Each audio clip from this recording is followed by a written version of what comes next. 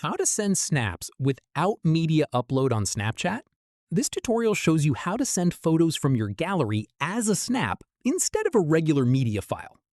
First, open Snapchat and tap the gallery icon at the bottom left of the camera screen. After that, you'll see your memories and camera roll. Browse through and select the photo you want to send.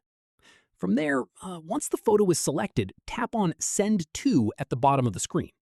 Right here, choose the person or people you want to send it to from your friends list. Next up, tap Send and the photo will be delivered as a snap rather than a regular media upload in the chat.